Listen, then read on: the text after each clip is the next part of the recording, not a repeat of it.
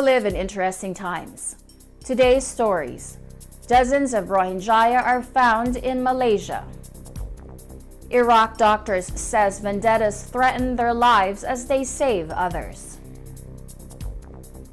Plastic pollution reaches the bowels of planet. Sierra Leone declares the chimpanzee as a national animal. Russia and China veto the US measure on Venezuela. Nancy Pelosi reacts to the Trump-Kim summit and Cohen's testimony. Bernie Sanders launches his 2020 presidential campaign. Targeting climate change, Washington governor joins the 2020 race.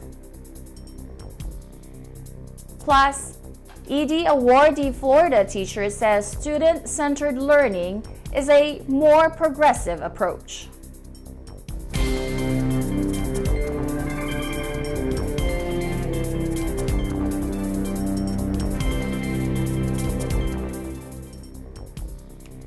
Hello everyone, I am Rose Papa Angeles, bringing you stories from around the globe.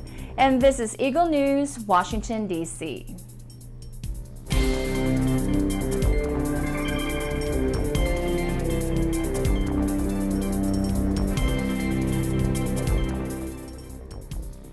Police said 34 Rohingya were found on a beach in Malaysia Friday, the first of the Muslim minority group thought to have arrived in the country by sea for almost a year.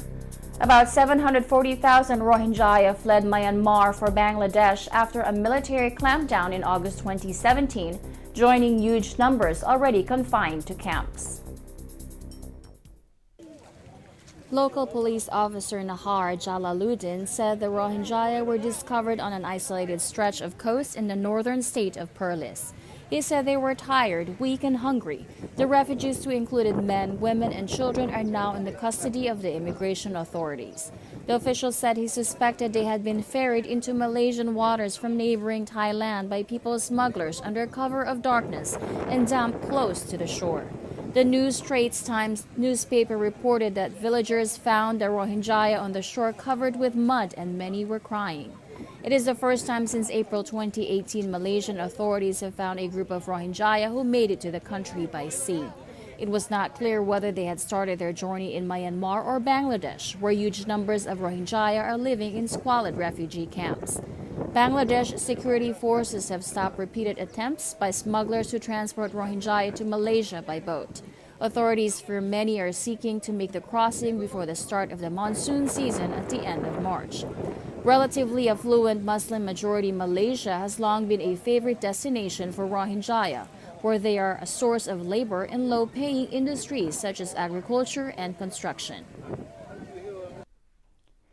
In Iraq, medicine is a matter of life or death, not just for patients but also for doctors facing threats by vengeful relatives and emigrating en masse.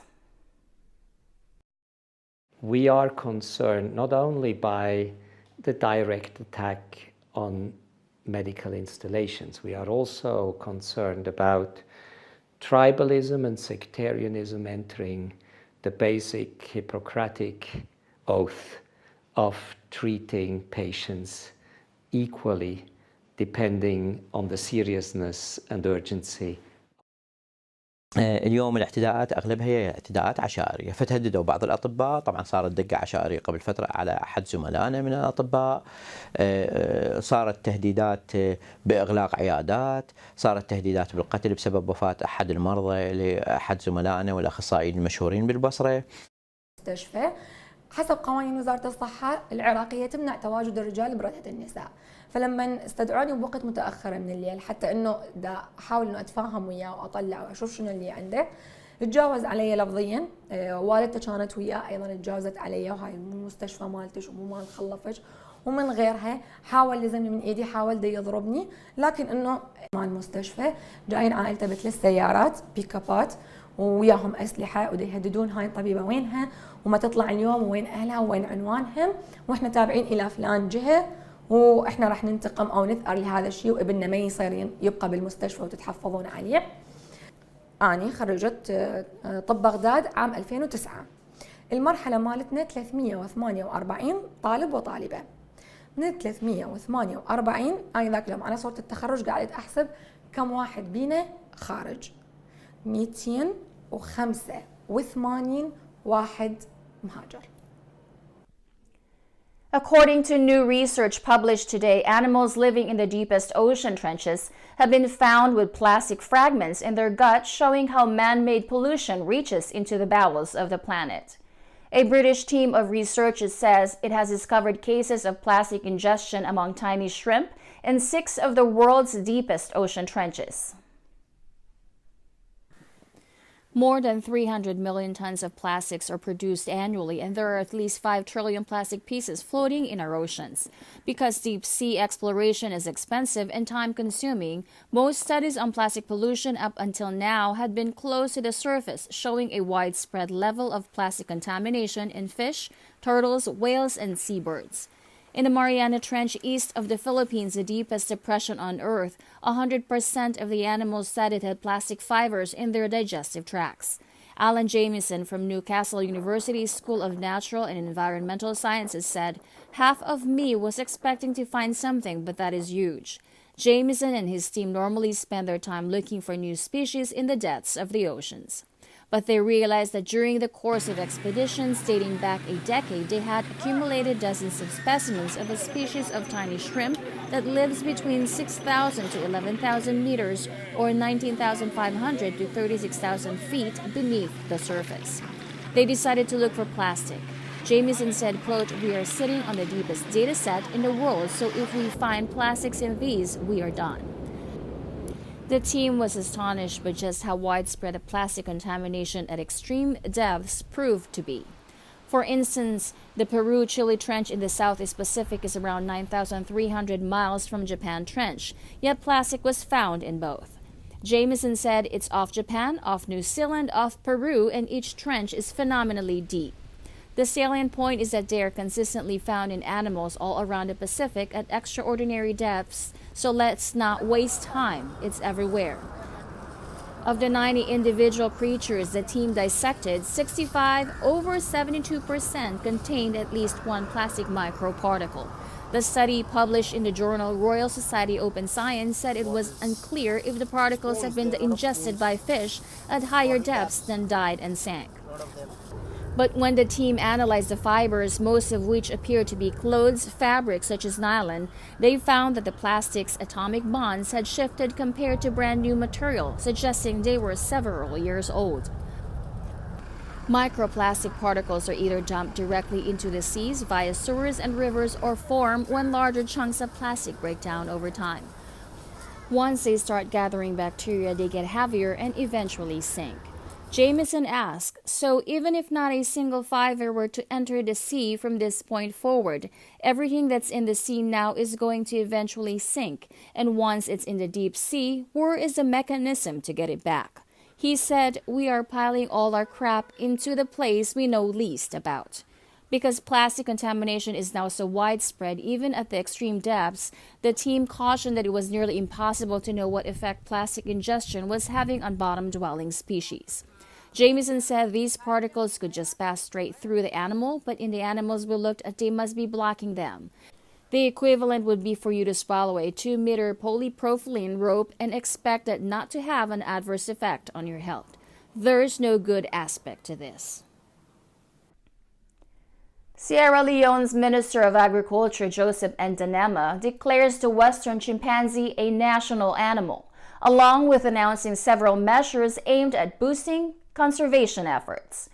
The statement was made at an event in Freetown honoring world-renowned primatologist Dr. Jane Goodall. 2 more chimpanzee sanctuaries will be built outside of the capital, Freetown. I hereby declare the Western Chimpanzee troglodytes virus, that's the biological name, as the national animal for Sierra Leone. Need to be a collaborative effort from everyone, and declaring it as a national symbol is just one, but making sure actions are being put in place is another step where we need to push more and make sure it is properly done. And respect them as a national symbol, because it's not just declaring, but protecting and respecting them makes more better difference. The Western Chimpanzee was placed on the IUCN's Red List of Critically Endangered Species in 2016. Sierra Leone is home to about 5,500 Western chimpanzees, the third largest population in the world. Female chimpanzees give birth once every 5 years. There are believed to be between 21,000 and 55,000 Western chimpanzees remaining in the world.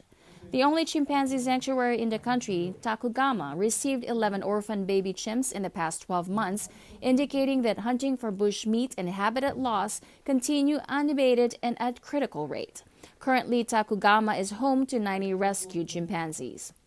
The minister said that protecting the chimpanzee will reveal benefits in conserving the forest diversity and effectively managing protected areas, eliminating illegal trade and wildlife trafficking, and developing national and regional legal frameworks.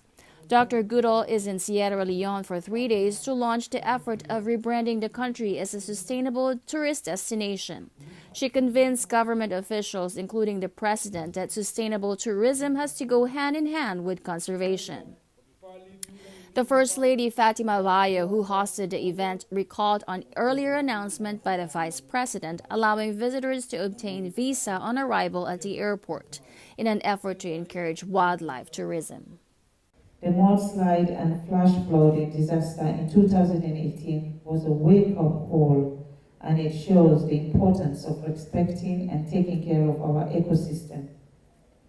The Vice President yesterday announced our effective ecosystem for applying for visas online to come to Sierra Leone, and also visa on entry at our airports to be introduced in a few weeks. This is a positive development for our tourism. Sierra Leone is home to about 5,500 Western chimpanzees, the third largest population in the world. Coming up, Russia and China veto the US measure on Venezuela. Nancy Pelosi reacts to the Trump-Kim summit and Cohen's testimony.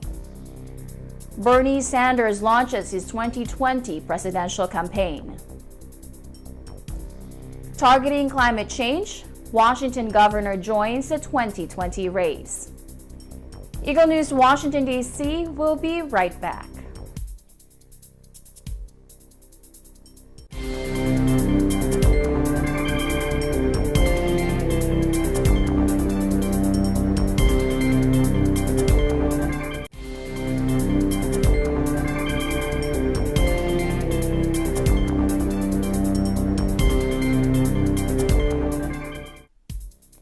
Welcome back. You're watching Eagle News, Washington, D.C.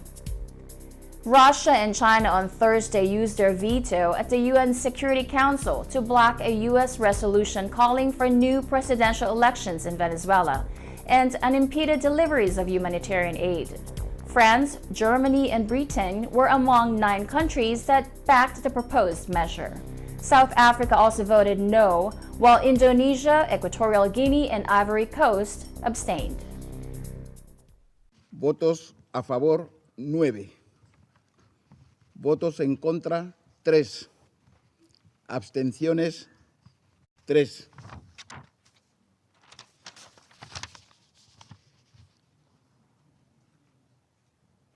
El proyecto de resolución no ha sido aprobado debido al voto negativo de un miembro permanente del Consejo. U.S. House Speaker Nancy Pelosi weighs in on the Trump-Kim summit, saying it's good that the president did not give him anything for the little that he was proposing. I guess it took 2 meetings for him to realize that Kim Jong-un is not on the level. He was a big winner, Kim Jong-un, in getting to sit face-to-face with the most powerful person in the world, the President of the United States. And really, it's good that the President did not give him anything for the little that he was proposing. But what we want is denuclearization. They didn't agree to it in the first meeting. They didn't agree to it in the second meeting. And as you know, they wanted lifting sanctions without the denuclearization. I'm glad that the president walked away from that. Diplomacy is important. We always support it. As I said, I don't think Kim Jong-un is on the level, and the president has believed Putin as opposed to believing his own intelligence leadership on subjects. So, the U.S.-North Korea nuclear summit in Hanoi ended abruptly without a deal Thursday, with President Donald Trump saying he had decided to walk in the face of Kim Jong-un's demands to drop sanctions. The much-anticipated second meeting between the two leaders was supposed to build on their historic first summit in Singapore, but they failed to sign a joint statement as initially scheduled, and the talks ended in deadlock. President Trump said, "Sometimes you have to walk, and this was just one of those times." Basically, they wanted the sanctions lifted in their entirety, and we couldn't do that, Trump said before leaving Vietnam aboard Air Force One to head back to Washington. In an exceptionally rare midnight press conference in Hanoi, North Korea's Foreign Minister Ri Yong Ho hit back, saying Pyongyang had made a realistic proposal at the summit and that the North was seeking partial, not total, sanctions relief. And impeachment is a divisive issue in our country. And let us see what the facts are, what the law is, and what the behavior is of the president. Senator Bernie Sanders launched a second bid for the White House on Tuesday, taking the direct aim at Donald Trump in an announcement that called the incumbent a racist and a pathological liar. 77-year-old Sanders joins an already crowded field of candidates vying for the Democratic nomination to run against Trump in 2020. A self-described democratic socialist, Sanders made an unsuccessful run for the presidency in 2016, whose progressive themes inspired a younger generation of voters. In a video announcing his candidacy, the senator from Vermont said, "We are living in a pivotal and dangerous moment in American history." Sanders said, quote, "We are running against a president who is a pathological liar, a fraud, a racist, a sexist, a xenophobe, and someone who is undermining American democracy as he leads us in an authoritarian direction."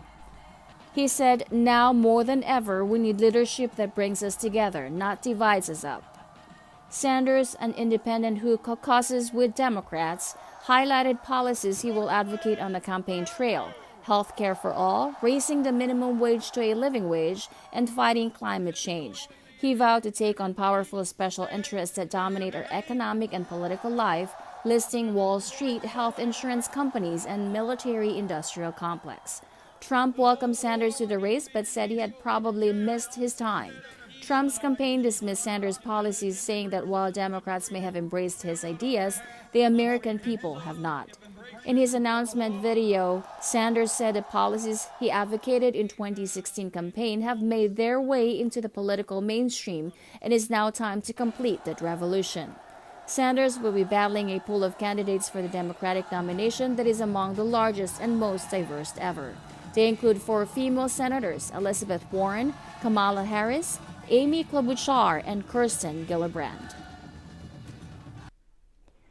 Also in the race is New Jersey Senator Cory Booker and former San Antonio Mayor Julian Castro. Early polls have put Sanders ahead of the others, trailing only former Vice President Joe Biden, who has yet to decide whether to run. Also joining a crowded field on Friday of candidates seeking the Democratic White House nomination, Washington State Governor Jay Inslee said he would make climate change the central theme of his campaign. The 68-year-old Inslee is the first governor of a U.S. state to join the race to take on Republican Donald Trump, a well-known climate skeptic, in November 2020. I am running for president because, unlike the man in the White House, I believe in all the people who make up America. In a video announcing his candidacy, Inslee said our country's next mission must be to rise up to the most urgent challenge of our time, defeating climate change. Inslee, a former member of the U.S. House of Representatives who was elected governor in 2012 and re-elected in 2016, said he is the only candidate who will make defeating climate change our nation's #1 priority. A national survey carried out last year for Yale and George Mason universities found that increasing numbers of Americans believe global warming is happening. 73% of those polled by Ipsos said they think global warming is occurring, up 10 percentage points from 3 years earlier. But there is a big partisan divide between Democrats and Republicans over the issue, and Trump, who withdrew the United States from the Paris Climate Accord shortly after taking office, rarely misses a chance to voice his skepticism. Inslee, a native of Seattle, home to Amazon and Microsoft, compared the fight against climate change to the 1960s challenge of President John F. Kennedy to send a man to the moon. We are the first generation to feel the sting of climate change, and we are the last generation that can do something about it. So climate change is not more important than the economy. It is the economy. This is,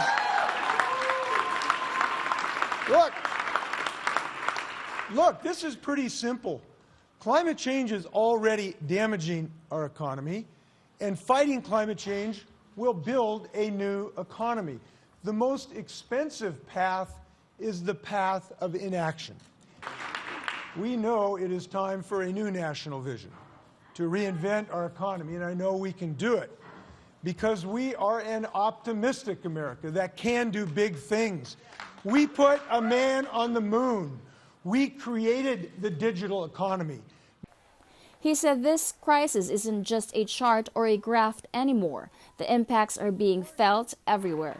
Other Democratic candidates for the White House have emphasized climate change in their platforms, but Inslee is the only one so far to make it the main theme of his campaign. The Washington Post reported all 6 U.S. Democratic senators who are vying for the nomination received a perfect score last year from the League of Conservation Voters when it came to voting on environmental issues. Like the 6 senators, Inslee has also voiced support for the Green New Deal, a plan introduced by Democrats in Congress to combat climate change while stimulating the economy. Inslee has been an outspoken critic of Trump, joining the governors of other Democratic-controlled U.S. states in lawsuits challenging some of the president's policies, such as his travel ban on immigrants from mainly Muslim nations. A liberal Democrat, Inslee is popular in his northwestern state, but he does not yet have the national profile of some of the other White House hopefuls in the large and diverse Democratic field. When we come back, ED awardee Florida teacher says student-centered learning is a more progressive approach. Eagle News Washington, D.C. will return shortly.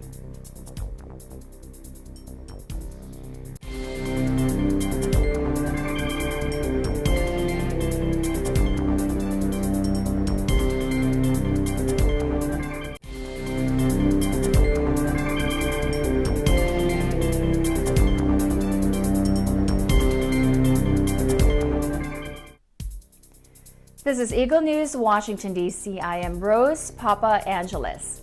Public school educator Sarah Pasion says student-centered learning is a more progressive approach to teaching, and her students love it. Pasion was recently given the ED Awards for 2019 Teacher of the Year. Eagle News correspondent Jay Roskitis with more. Dedication, hard work, commitment. These are some of the key attributes in making educators strong assets in the community. Sarah Pasion, who has been a grade school teacher in Duval County, Florida, for over 15 years, tells us her inspirations from the time she decided to study and become an educator, and what it means in today's society. Ever since I was young, I've always wanted to become a teacher. I was inspired by my aunt, who's also a teacher. At a very young age, I have seen how her students love her. You know, she has a very good connection with her students, and she impacted the lives of the students. So just like my aunt, I would like to make an impact to the lives of the students that I'm teaching.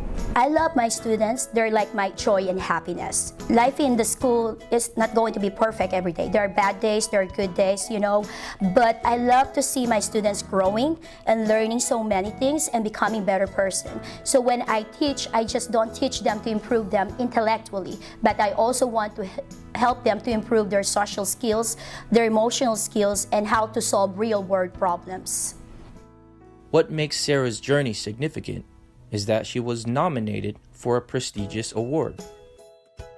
On its 28th consecutive year, the Jacksonville Public Education Fund sponsored the Eddie Awards, which celebrates Duval County's best public school educators. Each school has their own representative. So there are 182 Teacher of the Year representing, Duval County Public Schools. So from there, 182 Teacher of the Year, they're going to select top 25 semifinalists based from the packet that you had submitted to them. Well, I was very surprised to be on the top 15 semifinalists. That's really such a great honor for me. And on the night of the awards, Sarah, along with the top 5 finalists, took the stage. Before they announced the winner, on the stage, I was just thinking about the other top 4 finalists were also phenomenal teachers. So I was just praying and asking God, that He may granted this award, the Eddie Award, to the right and the deserving Teacher of the Year. So when they announced my name, I have these mixed emotions. I am very happy, I'm very excited about this opportunity. Winning the Eddie Award was Sarah's highest achievement in her educational career. Well, Eddie Award is my greatest accomplishment in my teaching career, and it is one way to appreciate my dedication and my commitment to Duval County Public School for 15 years. It gives me an additional motivation and inspiration to do my best every day in my job and to teach with fidelity and integrity. Sarah's path to recognition didn't come easy. Her teaching methods changed up during her career so she could improve and become the teacher that she is today. Well, before, I'm always being a traditional teacher, like I'm the one who's talking, doing the more talking. But as my teaching, progressing, and I'm attending different trainings, my teaching style became more student-centered approach, where my students are more doing the talking, they're doing the collaborating, and they just love it. Now, with one of her most accomplished recognitions in her career, she advocates to her fellow teachers to put their hearts in what they do and to be themselves. Be proud as an educator. You can go above and beyond of your regular duties to impact the school, the district, and the community. Just put your heart in what you're doing and just be yourself, Eventually, your coworkers in the school, the district, and the community will all recognize your dedication, your commitment, and your hard work. Reporting from Jacksonville, Florida, I'm Jay Rasquitas, always one with 25. Congratulations, Ms. Pasión. Eagle News supports positive and inspiring teachers like you. That is today's Eagle News, Washington, D.C. Join us tomorrow for stories that matter to you. Visit our websites at Eaglenews.PH and EagleNewsLive.com. Like us on Facebook, follow us on Twitter at twitter.com/EagleNewsPH. Thank you for watching. I am Rose Papa Angeles, and I am one with 25.